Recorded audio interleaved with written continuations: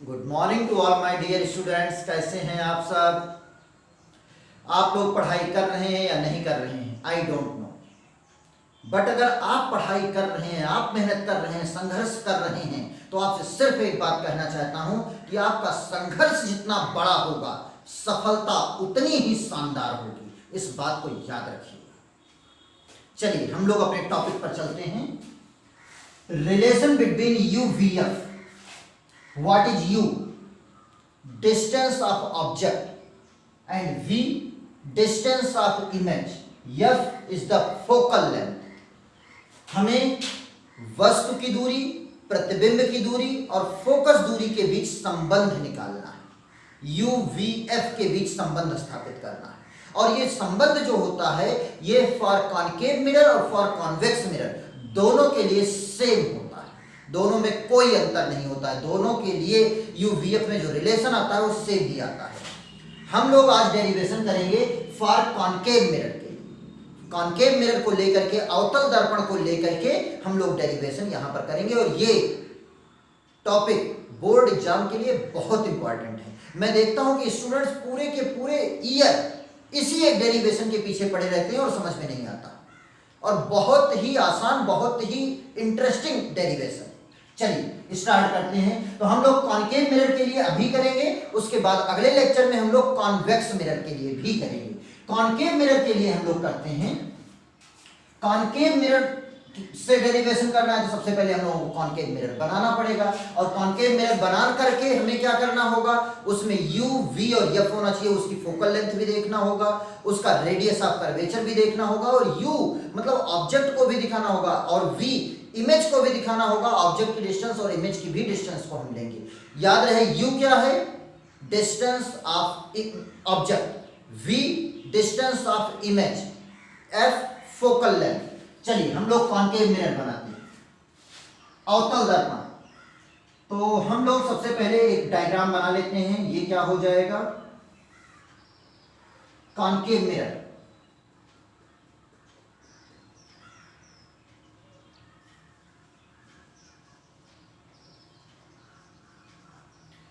और इसका mid point जो होगा वो क्या होगा, P। जो मिड पॉइंट होगा वो क्या होगा, P होगा। मिड पॉइंट इसका P होगा। और इसका स्फीयर जो ये कंप्लीट होगा, यहां पर कहीं इसका सेंटर भी आएगा, ये हो जाएगा सेंटर। और इन दोनों को जो मिलाने वाली लाइन होगी, सेंटर और पोल को मिलाने वाली जो लाइन होगी, ये क्या होगी, प्रिंसिपल एक्सिस होगी। ये प्रिंसिपल एक्सिस होगी। फोकस कहां पर होगा, सेंटर और पोल के बिल्कुल बीचों बीच में फोकस होगा। ये फोकस होगा, यहां पर फोकस हो गया। अब ऑब्जेक्ट को कहां पर रखा जाए, ऑब्जेक्ट को भी मान लीजिए कि हम ऑब्जेक्ट को यहां पर रख देना, कहीं पर भी रख सकते हैं। तो मान लीजिए कि ऑब्जेक्ट को हमने यहां पर रख दिया। ऑब्जेक्ट को मैं डिनोट कर रहा हूं O डैश से। ऑब्जेक्ट को हमने डिनोट कर दिया O डैश से।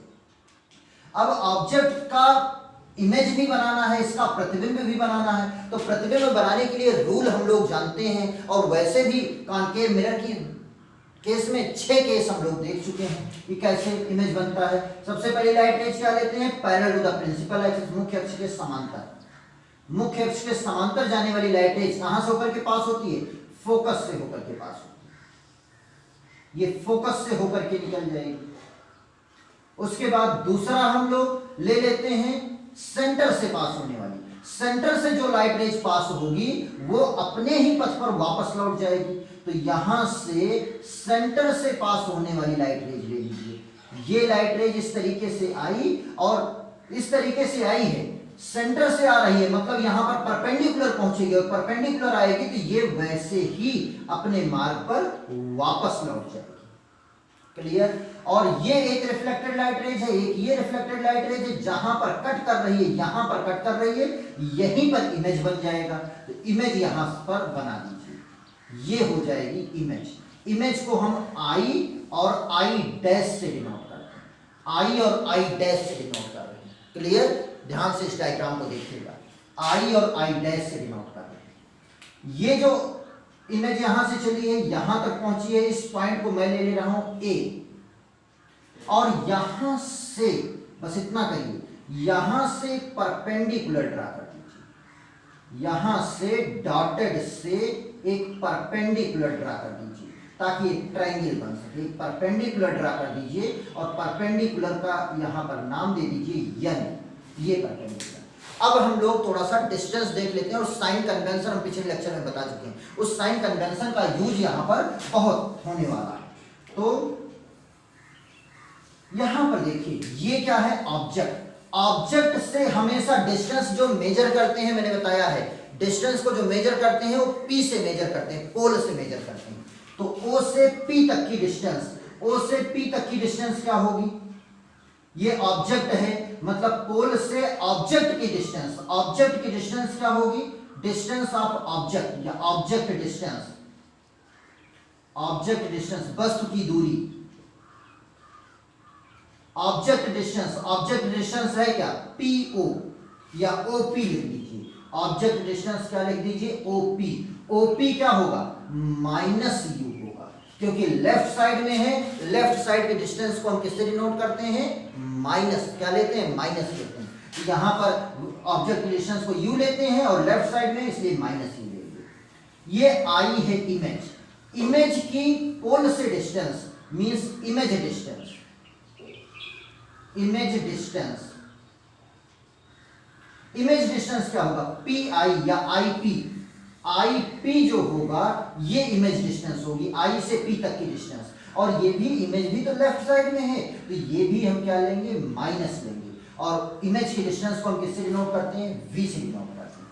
और C से P तक की डिस्टेंस, C से P तक की डिस्टेंस ये क्या होगा, रेडियस ऑफ कर्वेचर, तो ये रेडियस, रेडियस R, रेडियस क्या होगा, P से C तक की डिस्टेंस, CP, CP जो होगा ये होगा रेडियस, और रेडियस भी तो centre of curvature left side में, तो रेडियस भी क्या होगा, माइनस में होगा। और focal length, focal length, focal length क्या होगी, F से P तक की डिस्टेंस, FP, F से P तक की डिस्टेंस जो होगी वो फोकल लेंथ होगी, और फोकल लेंथ भी लेफ्ट साइड में है, फोकस लेफ्ट साइड में है, इसलिए फोकल लेंथ भी F से माइनस में होगी, माइनस F। कोई प्रॉब्लम इतने में तो हमें लगता है कोई प्रॉब्लम नहीं होगी। ऑब्जेक्ट भी, सेंटर भी, फोकस भी, इमेज भी, सब कुछ लेफ्ट साइड में है, इसलिए सारी डिस्टेंस हमने नेगेटिव ले लिया। क्लियर। अब हम लोग यहां पर इसका डेरिवेशन करना शुरू करते हैं कि UVF में क्या रिलेशन आएगा। अच्छा एक चीज मैं यहां पर और बता दूं, आप लोग अभी अभी पिछले लेक्चर में हम लोगों ने डेरिवेशन किया है कि F इक्वल टू R/2 क्या होता है, F इक्वल टू R/2, तो यहां से R बराबर क्या हो जाएगा, 2F, R के स्थान पर क्या आ जाएगा, 2F आ जाएगा। R अगर नेगेटिव होगा तो ये भी नेगेटिव हो जाएगा, R पॉजिटिव होगा तो ये भी पॉजिटिव हो जाएगा। R के स्थान पर क्या हम लिख सकते हैं, 2F लिख सकते हैं। अब चलिए बहुत ध्यान से देखिएगा, इसमें हम लोग दो ट्रायंगल लेते हैं, दो सिमिलर ट्रायंगल लेते हैं, ये ट्रायंगल और ये ट्रायंगल, दोनों ट्रायंगल लीजिए। इन ट्रायंगल, बहुत ध्यान से देखिएगा, थोड़ा छोटा लिख रहा हूं क्योंकि डेरिवेशन लंबा है। In triangle OO'C, OO'C and, या इन सिमिलर ट्रायंगल लिख दीजिए आप लोग, दोनों सिमिलर समरूप त्रिभुज हैं। इन similar triangle OO'C and OO'C, और ये वाला क्या होगा, II'C, ट्रायंगल II'C, त्रिभुज OO'C तथा II'C, इन दोनों ट्रायंगल में, ये दोनों सिमिलर ट्रायंगल हैं, और सिमिलर ट्रायंगल की ये प्रॉपर्टी होती है कि उनके साइड्स का रेशियो सेम होता है, साइड्स का रेशियो सेम होता है। अगर इस ट्रायंगल को देखें, इस ट्रायंगल को देखो, ये वाला एंगल अगर कंसीडर करें तो ये क्या होगा, परपेंडिकुलर होगा, ये बेस होगा, समझने के लिए, वैसे यहाँ इसकी जरूरत नहीं। और ये वाला एंगल कंसीडर करें तो ये वाला परपेंडिकुलर होगा और ये वाला क्या होगा, बेस होगा। तो अब यहाँ पर हम लोग, सिमिलर ट्रायंगल है, सिमिलर ट्रायंगल के साइड्स का रेशियो सेम होगा, मींस अगर इस ट्रायंगल का परपेंडिकुलर लेंगे तो इसका भी परपेंडिकुलर लेना होगा, इसका बेस लेंगे तो इसका भी हमें बेस लेना होगा।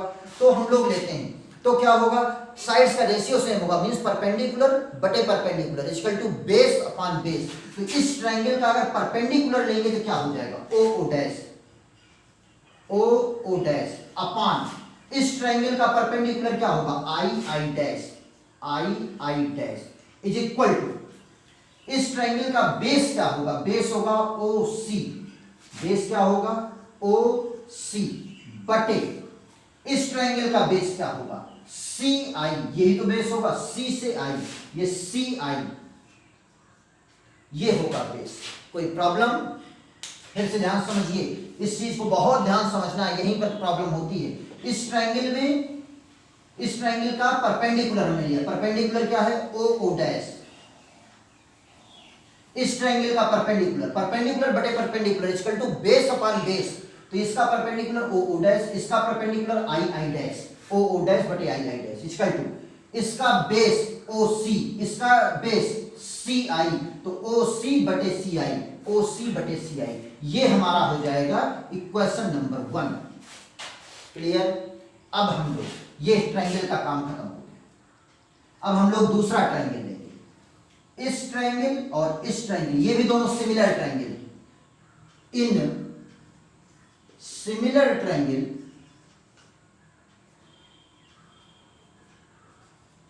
इस ट्रायंगल का नेम क्या लिखें, A N F, A N F, and इस ट्रायंगल का name I I dash F, I I dash triangle,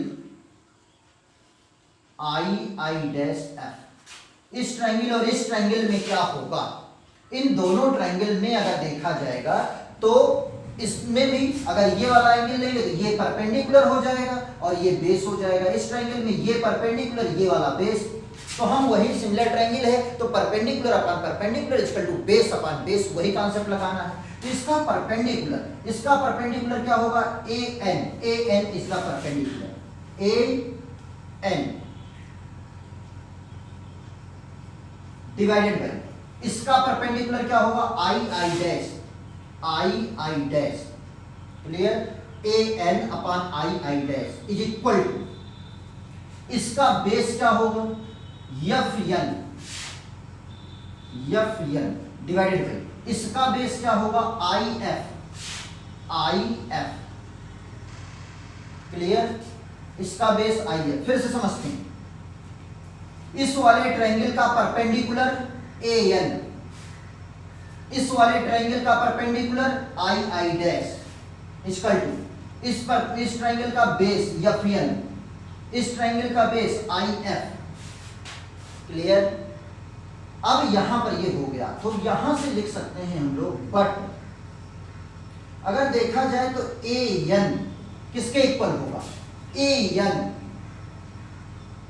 किसके इक्वल होगा, ओ ओ डैश के इक्वल होगा।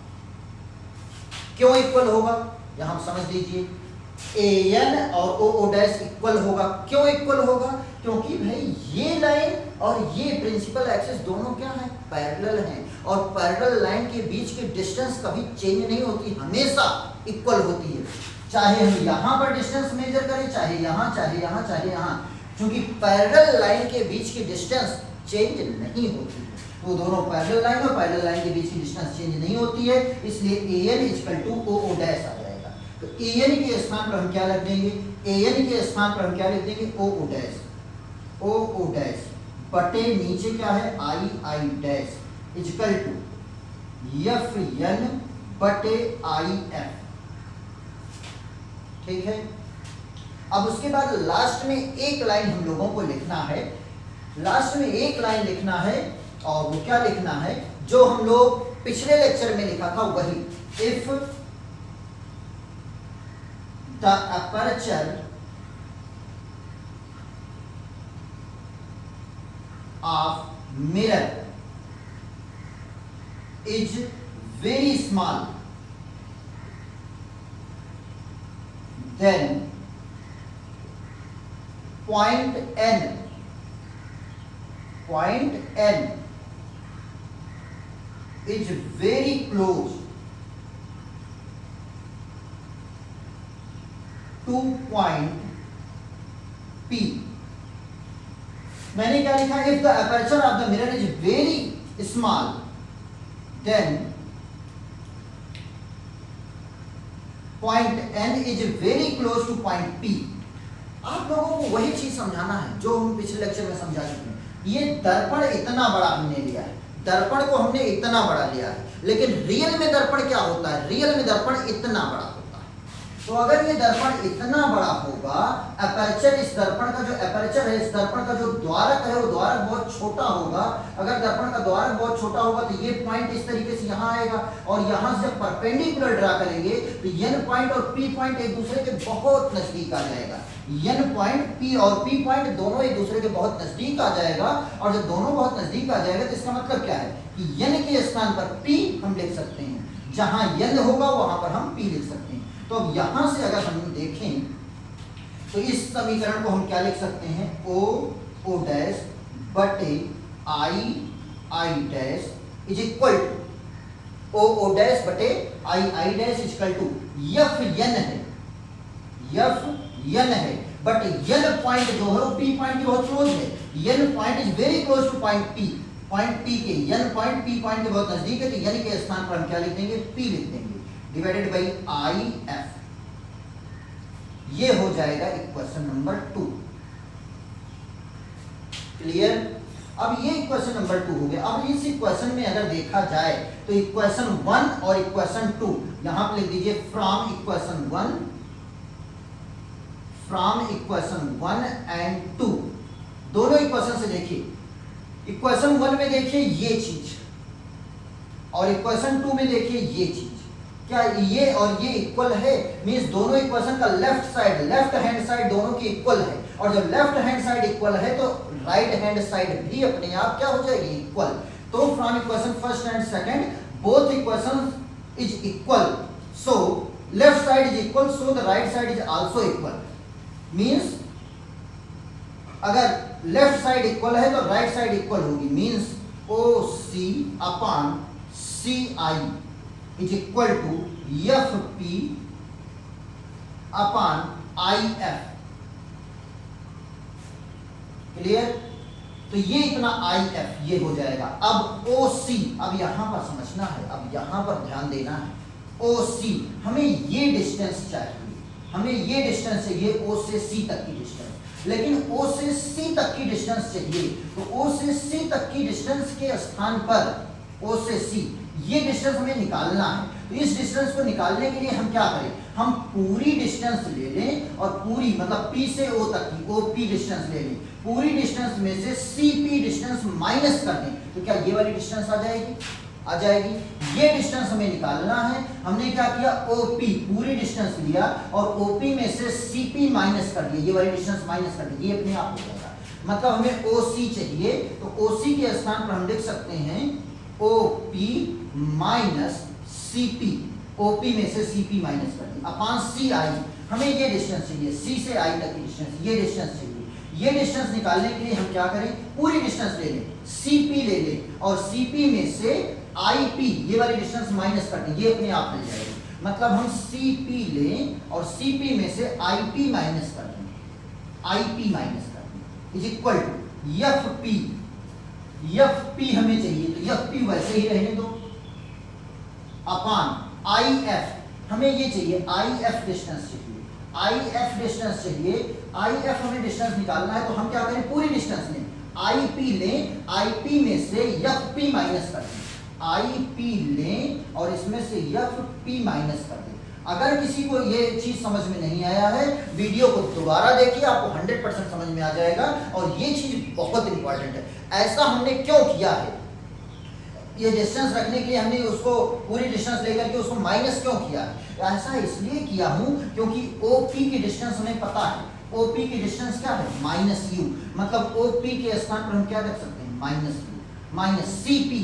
यहां पर भी हम थोड़ा सा कर रहे हैं, ध्यान दीजिएगा। हमें CP रखना है, CP इक्वल टू क्या है, माइनस R। तो माइनस R रखेंगे, CP के स्थान पर हमें क्या रखना है, माइनस R। तो एक माइनस पहले से, वहां से भी माइनस R आएगा, तो minus minus plus R। R के स्थान पर हम क्या रख सकते हैं, 2F। R लिखना चाहिए लेकिन R के स्थान पर हम क्या रख सकते हैं, 2f, क्योंकि r बराबर 2f। यहां पर इतना पॉइंट बहुत ध्यान से देखिएगा, फिर से बता रहा हूं, OP के स्थान पर माइनस यू लिख दिए, माइनस CP के स्थान पर माइनस r लिखना है, तो माइनस माइनस क्या हो जाएगा प्लस, लेकिन r की वैल्यू क्या है 2f, तो r के स्थान पर 2f लिख दिए अपान CP, फिर से वही CP के स्थान पर क्या आएगा माइनस r के स्थान पर हम क्या लिखेंगे 2f लिखेंगे, 2f माइनस IP कहाँ है, IP के स्थान क्या लिखेंगे माइनस v, लेकिन वहां माइनस है, ये भी माइनस है, तो क्या हो जाएगा प्लस v हो जाएगा, इज इक्वल टू FP कितना है माइनस f है, डिवाइडेड बाई IP के स्थान पर माइनस v माइनस FP के स्थान पर माइनस f आ जाएगा, तो माइनस माइनस प्लस f हो जाएगा। क्लियर। उसके बाद आप लोग क्रॉस मल्टीप्लाई कर दीजिए, उसके बाद हम लोग क्रॉस मल्टीप्लाई कर देते हैं, क्रॉस मल्टीप्लाई करिए, माइनस u माइनस v क्या हो जाएगा प्लस uv माइनस u और f को मल्टीप्लाई करिए तो क्या हो जाएगा माइनस uf, 2f और इसको मल्टीप्लाई करेंगे तो क्या आएगा माइनस 2fv, इसको मल्टीप्लाई करेंगे तो क्या आ जाएगा प्लस 2f स्क्वायर, इतना आ जाएगा, इक्वल टू इसको मल्टीप्लाई कर लीजिए, इसको मल्टीप्लाई करेंगे तब क्या आएगा माइनस f और minus 2f, minus minus plus हो जाएगा 2f स्क्वायर आ जाएगा, 2f स्क्वायर आ जाएगा, इसको मल्टीप्लाई करेंगे तो माइनस fv ये आ जाएगा। यहां से अगर हम लोग देखेंगे तो 2f स्क्वायर इधर भी है, 2f स्क्वायर इधर भी है, कैंसिल आउट हो जाएगा। उसके बाद बचेगा क्या, यहां पर बचेगा uv इज इक्वल टू, यहां पर ध्यान से देखिए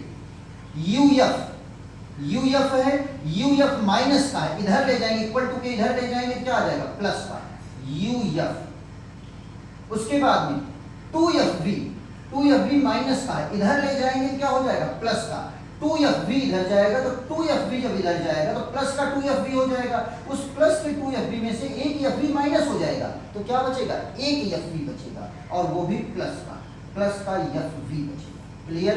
अब हम लोग क्या करते हैं, अब यहां पर हमारे पास जगह नहीं है, मैं नहीं लिख रहा हूं, आप लोग लिख दीजिए कि सभी टर्म में जितने भी टर्म हैं 1 2 3 तीन टर्म हैं, तीनों टर्म में UVF से डिवाइड करना है, तीनों टर्म में UVF से डिवाइड कर दीजिए, मतलब इस टर्म में भी UVF से डिवाइड कर दीजिए, इस टर्म में भी UVF से डिवाइड कर दीजिए, और इस टर्म में भी UVF से, तीनों टर्म में UVF से डिवाइड कर दीजिए। क्लियर। अब UVF से जब डिवाइड करेंगे तो आएगा क्या, रिजल्ट क्या आएगा, मैं यहां पर लिख रहा हूं, ठीक है। तो यहां पर देखिए u कैंसिल आउट हो जाएगा, v कैंसिल आउट हो जाएगा, तो बचेगा क्या 1/f, क्या बचेगा 1/f इज इक्वल टू, यहां देखिए u कैंसिल आउट हो जाएगा, f कैंसिल आउट हो जाएगा, तो क्या बचेगा 1/v बचेगा, प्लस यहां देखिए f कैंसिल आउट हो जाएगा, v कैंसिल आउट हो जाएगा, तो बचेगा क्या 1/u। आप लोग इसको समझ गए होंगे, यही हमारा फार्मूला है 1/f equal to 1/v plus 1/u, ये फार्मूला आ गया। यहां पर हम लोग जानते हैं u क्या है, ऑब्जेक्ट डिस्टेंस, यहां से लिखा हुआ है u क्या है ऑब्जेक्ट डिस्टेंस, v क्या है इमेज डिस्टेंस, f क्या है फोकल लेंथ,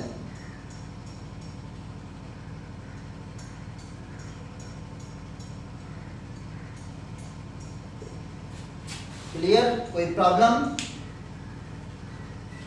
इस रिलेशन को आप लोग लर्न कीजिए, इसका डेरिवेशन कीजिए, और बिल्कुल तैयार होना चाहिए, क्योंकि ये बोर्ड एग्जाम में आने वाला 100% क्वेश्चन है, क्लास 10th में तो 100% आएगा, नोट कीजिए आप।